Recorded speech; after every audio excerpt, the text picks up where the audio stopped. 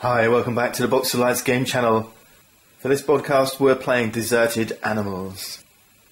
It's a survival board game set in a cartoon world.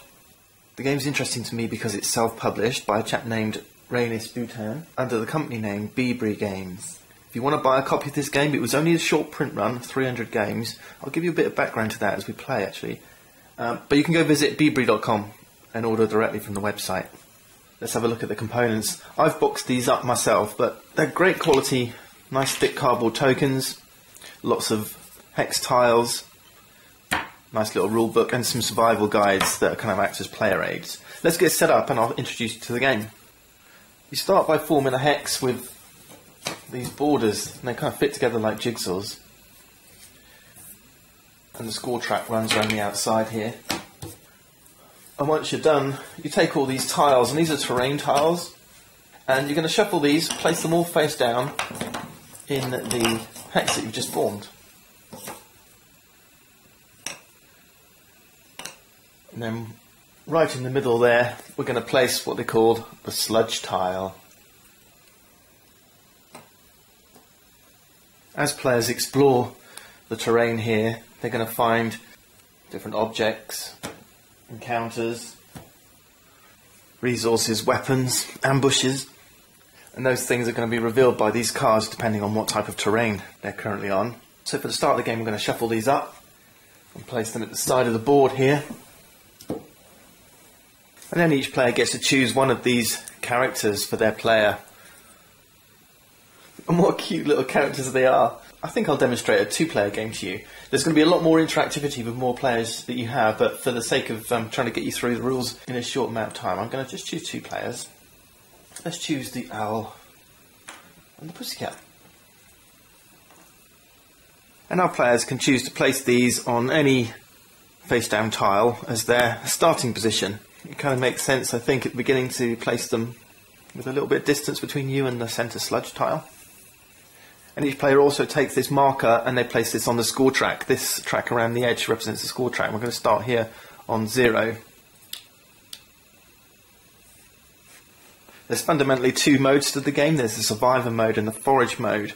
We're going to play the forage mode. In the forage mode, the aim is to score forage points, and this is the points around the edge. And the player that wins is the first to get 20 forage points. In survivor mode, more points is bad because that represents your hunger. So you want to avoid getting points, you want to stay down here. But we're in playing forage. Our aim is to get round this track as quickly as possible. So in survivor mode, each turn you get hungrier, so your animal goes up this track, and your aim is to find food to let your hunger go down. In forage mode, your aim is to collect food and water, and this lets your forage score go up. You can get injured in the game, and if you're injured, your forage goes down. Okay, so scores can go up or down. Once we've picked our starting positions, the tiles get revealed. So the cat here starts in the desert, and the owl starts in this mountain cave. Each player gets one of these survival guides, and this is great because it tells you which objects are found at what frequency in each of the different types of location. And on the right hand side here it says once you've collected those objects, how you can combine them to make something new. Alright, so this is a game about discovering stuff, combining stuff to make new stuff, and hopefully that stuff will allow you to either satisfy hunger or awards you forage points. Let's say the pink cat player starts first. During a turn you can carry out 3 different actions in any order. You can move once to an adjacent hex. You can draw a card from the stack, so we're in the desert so we could draw 1 card from this stack. Or you can use the cards in your hand in combinations that we just saw on the strategy guide. And you can do that an unlimited number of times. So you can move once, you can draw once, any number of combinations, and you can do that in any order. So for the cat, let's draw a card, and we get a piece of cloth, and this goes to their hand. So what you're thinking about is, how can I use that cloth? I can make a bag with 2 pieces of cloth and some duct tape. I can make a trap with some logs, some metal and a piece of cloth. So let's assume I'm looking to make a trap here. I know I need to get some log now and some metal, and I'll see where those types of resources are more prevalent. So as you might expect, logs are more prevalent in the forests, and metal pieces, there's 12 of them in the mountain caves. So for my second action, I am going to have the cat move. And all we do is we say which hex we want to move to. Let's say we want to move here. We'll turn it over to reveal the type of terrain, and it's forests, and then we can move in here. We can't draw another card because we've already drawn this turn. We can't move again because we've already moved this turn. We could use the objects that we've drawn so far, but this cloth on its own is not going to do anything. So the turn passes to the owl. The owl's here on the mountain cave, so we're going to draw a card. And excellent, we get a tin of food. The survivor guide tells us that food, we could spend this or use it or eat it, consume it straight away to either satisfy 4 hunger if we're playing in survival mode, but we're playing forage. We could get 3 forage for this. Or if we wanted to keep hold of it and cook the food, we could wait until we drew some matches. And if we get matches, we could combine them with the food. And that will give us not just 3 forage, but 4 forage. So you can see that the game is all about knowing the resources, knowing where to move to, how to spend things, how to combine things, and trying to maximise your turns. For the owl, I think we'll actually eat this food. So this just gets discarded, and we'll discard it back over here. And eating food gives the owl 3 forage points. Food is good, so to maximise my chances of finding another one, I'm going to take the opportunity to move. We'll just pop down here, and we get, oh, another mountain cave. Cat's turn now, and I'm looking for some logs. Let's grab a card, and yep, we got some logs. Good stuff. Now we want metal. Remember, they are most likely in mountains. So let's move. Let's move here. No, more desert. Interestingly, with logs and cloth, we can actually make a slingshot. And a slingshot allows us to catapult ourselves up to 3 tiles away. Owl's turn, and they're going to choose to move, I think, here. We get deserts. Let's draw a card. We find some metal. Cat's turn. We're still looking for some mountains. Let's head here. No, more deserts. So let's draw a card. We get some more logs. So Owl's turn. I'm going to continue playing here for a little while, and while I do, I'm going to just give you some background to the game's development. The game is a great example of what you can do when you put your mind to it. Rainer started developing this game back in January 2012, and he managed to rope some friends in to help with the artwork and the design. And I think they spent quite a few months developing different ideas for the game and what they wanted it to look like. In the end, they went for a game with kind of less detail, this cartoon look, and contrasting colours, and I think it looks pretty cute. The cat now, he's just drawn a wild boar card, and this will spawn a wild boar here on the sludge tile. We've got 4 of these here in the supply. Let's take one. I'm going to place it here in the centre, and you'll notice there's also an arrow on this card. This tells you after you place the boar, and if there's any others wild boars already on the board, they're all going to move, and this arrow tells you which direction, and it's always relative to the bottom of the board here. And this card gets discarded straight away. And wild boars can be good or bad. If they're attacking you, then they're bad, unless you've got a weapon, in which case they're good, because you can eat them and they'll satisfy your hunger or give you forage points. Incidentally, not only is it wild boars that you can interact with, you can also fight each other if you manage to find or construct a weapon. Owl's turn now, and they're going to stay here at the desert. They don't have to move if you don't want to, because they're going to look for some duct tape, which is more prevalent at the desert. Right, what was I saying? Yeah, Rainer spent some time developing his game, and when he was happy with something he got, he approached a publisher, spent some time with them, but Rainis wanted complete artistic control, so it didn't work out. So instead decided to publish the game himself. So in September last year he began an Indiegogo campaign. And that's a legitimate way to try and raise some funds, get the game some exposure. I think he was doing some interviews and doing some promotional stuff. In fact, you can still see the Indiegogo promotional video that Rainis did. That's interesting. We've spawned another boar here, another wild boar. But we do the spawn first and then we do the movement. They only spawn if there's no other wild boars on the sludge tile or on any of these adjacent tiles. So we're not going to spawn a wild boar this time, but this one does still move in the direction of the arrow. If you want to, you can customise the rules a little bit and say, I think I played a game where it got quite good fun, where you can say, well, actually, let's break that rule. Let's say that wild boars do spawn even if they're adjacent. And that's one thing that Rainis wanted to do with this game. He's laid out the basic modes of survival and forage, and he's laid out the basic rules to playing those games. But the suggestion is that Deserted Animals is really a game system, and you can customise the rules. And if you look in the back of the rulebook, you know, he's got lots of examples of how you can vary the game up and ways you might vary the game up. So I like the idea that he's developed a game system that you can play simply or make as complex as you wish, and alter the game to suit your needs. So yeah, in the end the Indiegogo campaign wasn't a success. I mean, he was one man with some friends and there was not much buzz around the game.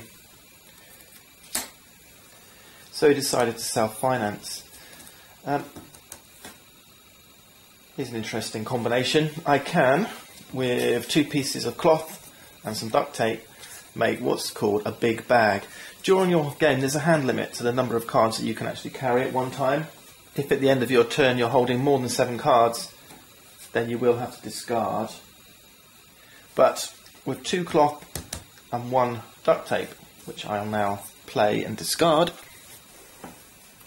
you can make what's called a big bag. So we'll grab one of these big bag tokens from the supply, and this gives the cat now a hand limit of 10. Alright, so we can carry a lot more stuff. What was I saying? So yeah, Rainis decided to self-publish and self-finance. And that's a brave decision, and of course without much money, he's kept the production down to a small print run. I think it was 300, because production costs are high then, but it does still mean that he's able to sell the game at a much lower cost than he would if he'd gone to a publisher. What do we get here? Oh, some food.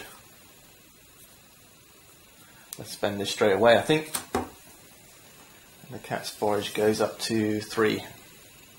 So in December last year, the game was ready to order. His website was up, bebry.com, bebry.com.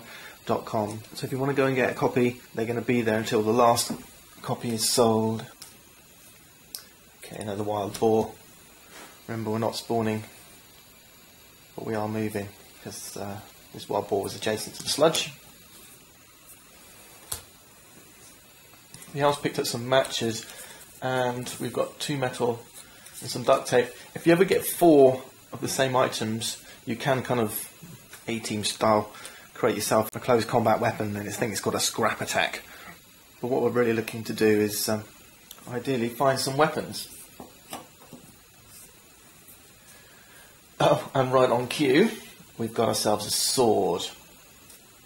There's 2 types of weapons. There's close assault weapons like this one, and there's ranged weapons. You can also build a spear with 2 logs and a piece of metal. With close assault weapons, you can attack another player or a wild boar that's on the same tile as you, and with a ranged attack, a player or a wild boar that's on an adjacent tile. Al's going to keep moving, head over to that wood. We've not found one yet, but we might find one along the way. There you go, we found one. We draw. piece of cloth. Cat's going to run down here and try and get that wild boar. Still haven't found ourselves a mountain cave. Let's draw. Piece of cloth. I was going to stay here. We're looking for some logs if we can find it. Oh, no, a boar. Alright, so this time we will spawn a new wild boar here, and both boars are going to move to the right.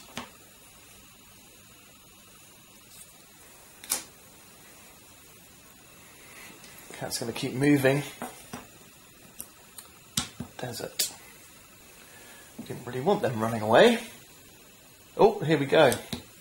Okay, we're not going to spawn because there's a wild boar adjacent to sludge, but everything's going to move, and this wild boar has moved onto our tile. And because we're on the same tile as wild boar now and it's our turn, we have to defeat this wild boar.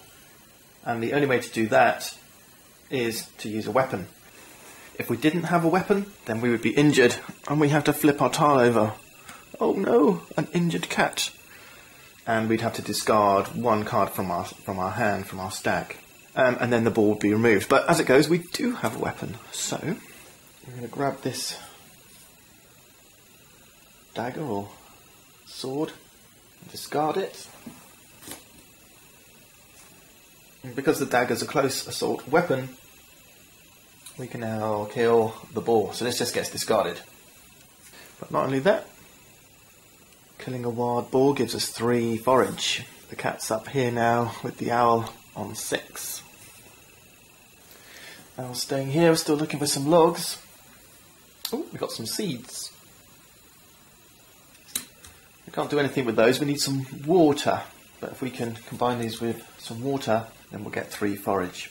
Cat's still looking for some metal, so I'm going to keep wandering. Oh, another boar. And there's one adjacent, so we're just going to move. Not spawn. That was lucky, because if he had moved down here, then the cat would have been in trouble. Owl. Yes, and he's got the wood he was looking for. And with these logs, we can do, actually, one of 2 things now. We can create a water catcher with some logs, some metal, and some duct tape.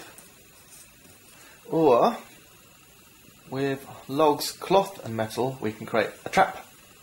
Traps are pretty good. You've got a whole load of these trap tokens, and you can use these to mark your territory, and should anyone, a player or a wild boar, walk into this trap, then it's going to be injured. So for a wild boar that means it's killed, and for a player it means it's going to be injured and you get to steal one of their items. If I wanted to play a trap here, I could just place it down on this particular tile and it would stay there until somebody wandered into it. So it might be nice to play traps a little bit closer to the sludge tile where boars might come out.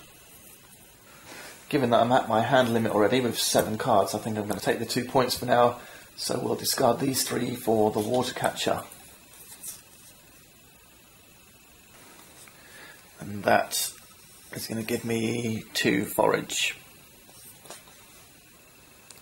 Mr. Owl. And then I think we'll start to wander up this way. Okay. And on we go. Cat's going to wander up here. Still looking for a mountain, but I'm only one away from there now. Let's draw a card. Oh, this is a new one. Like the wild boar card, this is an instant card called Depleted Tile. And this time we need to go and grab one of these depleted tile markers. And what that means is we can no longer draw cards from this tile.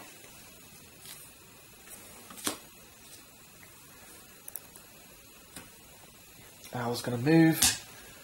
Draw, looking for logs. Some more seeds. Cat's going to move from here because there's no resources here. And we are looking for a mountain cave. Remember, we're looking for some metal if we can get it. And yeah, there we go. I'm not going to use it yet. I want to wander over and use it to fashion into a spear for a ranged attack. Owl's still looking for logs. Yes, we got some. Alright, so now we can lay our trap. So we'll discard some timber, some metal and a cloth.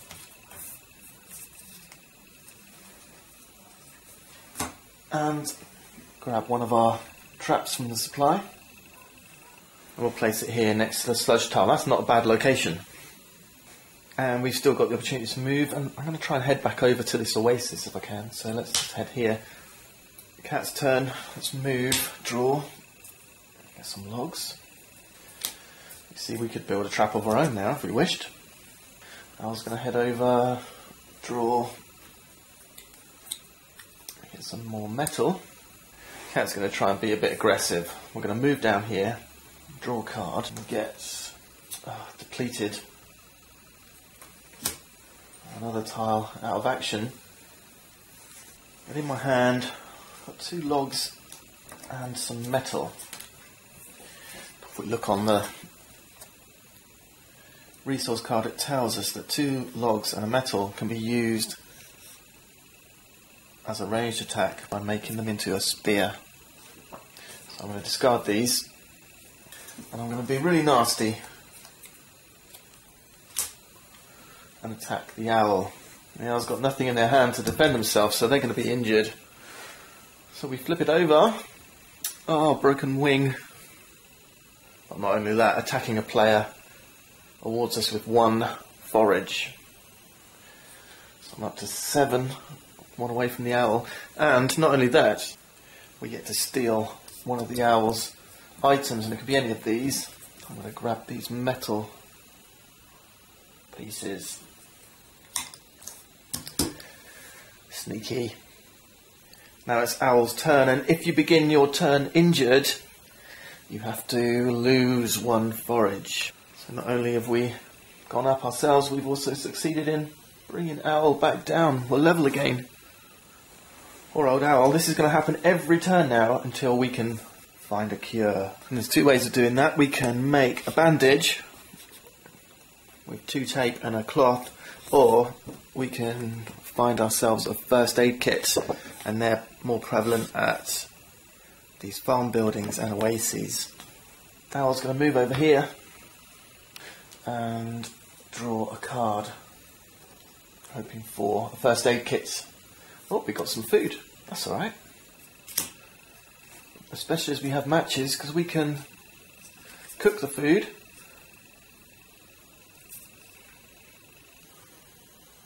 And this gives us 4 forage. So Owl, having lost 1, 1, 2, 3, 4. Let's just gain 4 more. Now the cat's going to move to the farm building, and we're going to use a log, a metal and a cloth, and we're going to lay a trap there. And everyone's got their own traps, so this pink one lets this cat player know that this is their trap. The black one is the owl's trap, so if I wander in here, I'm going to trigger this trap. But I can freely wander in and out this farm building tile because this is a pink trap. This is one of mine. And of course, while we're here, we can still draw a card. So, oh, a shotgun, nice. This is another weapon. This is a ranged weapon. Owl's turn. They're still injured, so they're going to lose 1 forage. They're back down to 10. We're going to stay here, and we're going to look for some water. No, we got some cloth. That's one of the components we need for a bandage. Now the cat's turn. Now we could go down here and try and shoot the owl, and we get to steal one of their cards again, but they're already injured. So we won't injure them again, but if we attack a player who's already injured, then instead they will lose 2 forage. But better than that is going after the wild boar. I don't really want to be on this tile because it's depleted, so I'm going to lose the opportunity to draw a card. So let's use my movement to move up here. And we draw a desert. So let's grab a card, get some duct tape, and now we're going to spend our shotgun. So we discard this, and the little pussycat, arm to the teeth, shoots the wild boar. And we're awarded 3 forage, 1, 2, 3, which I think is better than having the owl lose 2. The owl's going to lose 1 anyway for the start of their turn, so they're back down to 9. Remembering, of course, because they're injured here. Let's grab another card. Some tape. Alright, that's not so bad. That gets us a little bit closer to creating a bandage. But tape is more prevalent at the desert. So I might just wander across here. Start the next turn, then I can draw and then move back to the oasis if I need to. Cat's turn. Well, I'm out of weapons, so I think I'm going to move away from here, just in case a wild boar comes out into this jungle. Draw a card, and oh no, a depletion. Not having much luck there. Owl's turn, we lose one forage, we're still injured. Draw a card, and oh, dagger. Okay, not what we wanted, but we'll stay here. Cat, let's keep moving. We don't want to be stuck on this depleted tile. Okay, desert for us. And we get some tape, which is what the owl wanted. Owl, lose one forage, draw a card, some food. 1, 2, 3, 4, we've got 6 cards, so I think we'll spend that straight away. That gives us 3 forage, so we're back up again. 1, 2, 3. Cat, keep moving. We've got a farm building. And we have a boar. Alright, that's good. The boar's placed here. This is what I was hoping to show you, really. It moves one to the right, and the trap is triggered. So the boar's killed, and it's going to award us 3 forage as per usual. But not only that, once the trap's triggered, it also gets discarded. And of course, that puts the cat on 1, 2, 3, 13. I don't think there's much more I can show you. The game's going to play on, obviously. You've got a great overview now from this series on exactly how Deserted Animals plays. It's going to be so much more interactive. You can imagine if you've got, 3, 4, 5, up to 8 players, you're going to be struggling for resources, you're going to attack each other. The combinations that you make are going to be a little bit more critical. So I think, certainly with more players, it's going to be a little bit more hectic. As a family game, it's great fun, it's quick to set up, easy to learn the rules, and the artwork's a lot of fun as well. If you want to go and check it out, bbreed.com. I'll leave a link in the YouTube comments below. That's it for now, see you next time.